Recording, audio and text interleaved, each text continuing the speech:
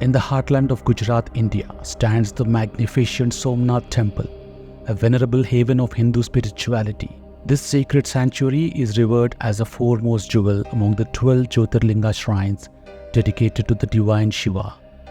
While the exact birth of Somnath Temple remains shrouded in the mists of time, its construction is thought to span from the early epochs of the first millennium to possibly as late as the 9th century CE.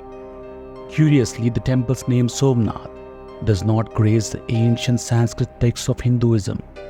Instead, it is enshrined as Prabhasapattana, denoting its status as Tirtha, a sacred pilgrimage site.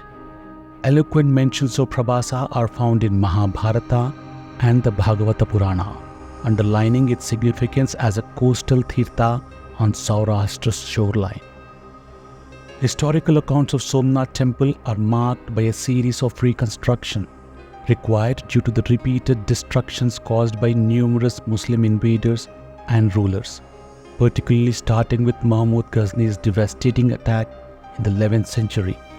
The Somnath Temple bore witness to the keen scrutiny of colonial-era historians and archaeologists during the 19th and early 20th centuries, presenting a striking scene of historical Hindu temple in the midst of a profound transformation into an Islamic mosque. Within the vast corpus of Hindu scriptures, an array of texts vividly charts the path to the most sacred Shiva pilgrimage sites and offers guidance to the devout. Chief among these are Mahatya genre of texts, with the Somnath Temple reigning supreme on the list of Jyotirlingas in Gnana Samhita, featured in the chapter 13 of Shiva Purana, standing as the earliest documented compilation of these sacred shrines. Furthermore, the Varanasi Mahatya, founded within Skanda Purana, the Shatarudra Samhita, and the Koti Rudra Samhita constitute additional texts in this rich tradition. They all unambiguously acknowledge the Somnath Temple as the foremost among the 12, or employ the term Someshvara in Saurashtra as an alternative name for this sacred location.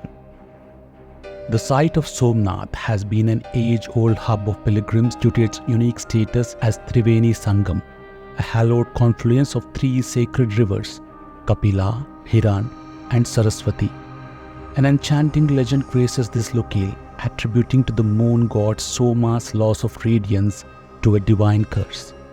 According to this captivating tale, Soma bathed in the sacred waters of Saraswati river at this very site to rekindle his luminosity, thus influencing the waxing and waning of the moon.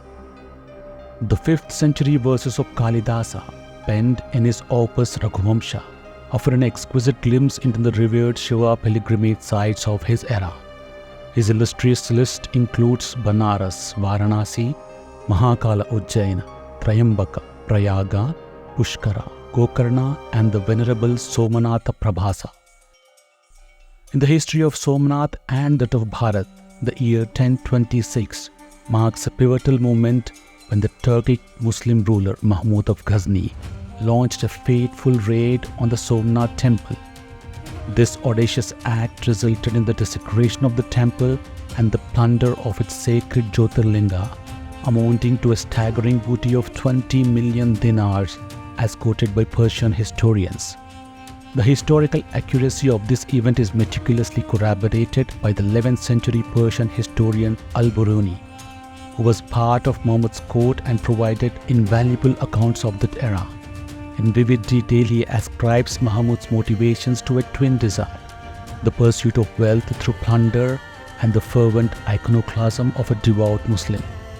Mahmud, in the midst of conquest, returned to Ghazni bearing the rich spoils of Hindu temples, driven by his unwavering commitment to upholding the tenets of Islam.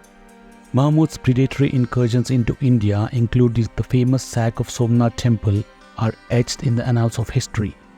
These ventures unleashed a storm of discourse that extended beyond the battlefield. Early photographs from the 19th century, captured by Skies and Nelson, depict the Somnath Hindu temple as it underwent a partial conversion into an Islamic mosque. Ransacking of this revered temple assumed a central position in Persian narratives of Islamic iconoclasm, In the aftermath, many Muslim scholars and historians, both during and after the 11th century, praised the destruction of Somnath as a virtuous and exemplary act weaving into their writings. This divergence of narratives elevated Mahmud to a heroic status in the eyes of Muslims, celebrating him as a paragon of Islamic valor. The Turco-Persian literature gave birth to potent legends that resonated across Muslim world, electrifying audience with the saga of Mahmud's raid. Historian Cynthia Talbot paints a vivid picture drawing from the later traditions, in which it was told that a staggering 50,000 devotees laid down their lives in a valiant but futile attempt to thwart Mahmud's assault on Somnath Temple. Amid these tumultuous events, Kumarapala, a ruler of the 12th century, etched his legacy by resurrecting Somnath Temple. In 1169, an inscription testifies to his monumental effort to rebuild the temple, crafting it in exquisite stone and adorning it with jewels, replacing the decaying wooden structure that had stood before. Centuries later, during the tumultuous year of 1299, Alauddin Khalji's forces, led by Ulugh Khan, vanquished the Waghela king Karna and laid siege on the Somnath Temple. Throughout history, tales abound of Somnath's idol's recovery and the courageous actions of Jalore ruler Kanhada Deva, which resulted in the freedom of Hindu prisoners. However, some sources paint a grimmer picture, narrating how the idol was taken to Delhi, where it met a fate of desecration under the feet of Muslims.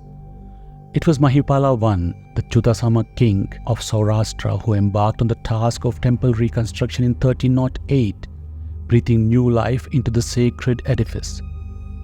His son Khengara carried forward his legacy, solemnly installing the lingam sometime between 1339 and 1351 as a testament to the enduring power of the Somnath Temple. Even in the 14th century, Amir Khusro noted Gujarati Muslim pilgrims who paused to pay their respects before embarking on the Hajj pilgrimage. In 1395, the temple faced its third catastrophic demise at the hands of Zafar Khan, the last governor of Gujarat under Delhi Sultanate, who would go on to establish the Gujarat Sultanate. Later in 1451, Mahmud Begada, the Sultan of Gujarat, subjected the temple for further desecration, adding another dark chapter to its history. By the mid-17th century, the fate of Somnath Temple took a grim turn under the rule of Mughal Emperor Aurangzeb. In 1665, he issued an order for the temple's obliteration alongside several others. In 1702, a stern decree declared that if Hindus dared to resurrect their worship within the sacred persons, the temple should be razed to the ground without mercy. 1026 sack of Somnath Temple transcends the realm of mere history to become a symbol of Iranian identity revival, famed by religious fervor, echoing through literature and folklore for centuries. The event's portrayal as a celebrated moment in Persia's history and in the heart of Islamic scholars and elites underscores its significance. On the Indian front, the Somnath Temple transcends mere religious symbol. For Hindus, it embodies their heritage, representing sacred time and space. Its history raises questions about tolerance, spiritual values, and serves as a symbol of fanaticism and foreign oppression. In modern Pakistan, textbooks paint the sack of Somnath as an honorable campaign by Sultan Muhammad of Ghaznavi, championing the cause of Islam. On the other hand, the nationalist literature of Islamic State, Mahmud's campaign is glorified as a historic jihad against non-Muslims. His motivations are portrayed not as worldly gain but as a devout mission to end the worship of idols. The struggle to resurrect Somnath Temple was an arduous endeavor even in the newly independent India. In the wake of independence, the Nawab of Junagadh, under whose jurisdiction Somnath resided, opted to merge with Pakistan, despite the fact that Hindus comprised about substantial 82% of the population. The state formally acceded to Pakistan on August 15, 1947, a move recognized by Pakistan government on September 13, 1947. India, however, vehemently opposed this decision, leading to the initiation of Arzi Hukumat movement, advocating for an economic boycott of the region. To ensure stability, a referendum was conducted and Sardar Patel dispatched the army to quell any disturbances. Eventually, the Nawab absconded to Pakistan, taking with him his treasures, mistresses and hounds. In a turn of events, his deputy Shahnawaz Bhutto appealed to Patel to assume the control of the state. Shahnawaz Bhutto's son Zulfikar Ali Bhutto later rose to become Pakistan's prime minister. Nevertheless, some of the Nawab's kin, notably the Babi clan, descendant of Alauddin Khilji, chose to remain in India. Among them, Parveen Babi would later emerge as a leading actress in the Hindi film industry during the 1970s.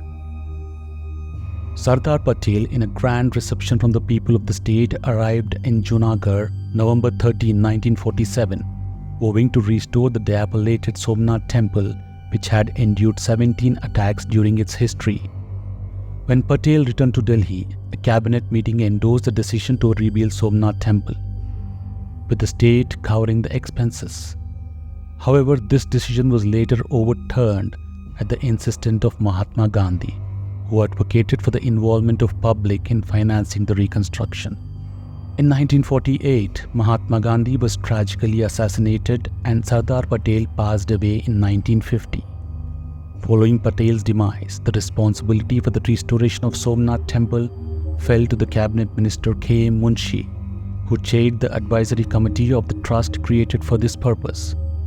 In 1951, upon the completion of Somnath Temple's reconstruction, K. M. Munshi extended an invitation to Dr. Rajendra Prasad to inaugurate the temple and perform the ceremonial installation.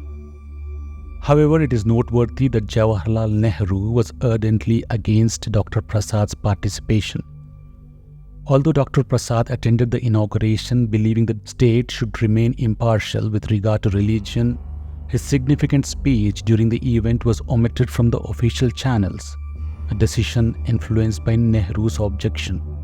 Interestingly, while Nehru opposed the resurrection of Somnath Temple in a bid to preserve secular fabric of the nation, it was under his leadership the Port Hajj Committee Act of 1932, originally enacted by British, was retained and expanded into Hajj Committee Act of 1959.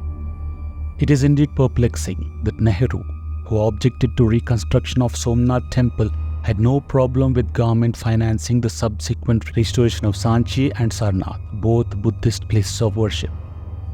This puzzling aspect of history reflects a modern-day paradox, where a leader who sought to appease the minority by suppressing the majority is celebrated as a paragon of secularism, honor, justice and morality.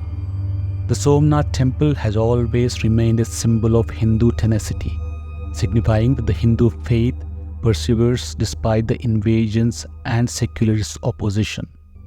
The narrative of Somnath Temple, its tumultuous journey through obscurity and adversity, serves as a testament to the enduring strength of Hinduism and Hindus when united by Dharma. The walls of Somnath Temple stand as a testament to Dr. Rajendra Prasad's words: "The power of reconstruction is always greater than the power of destruction."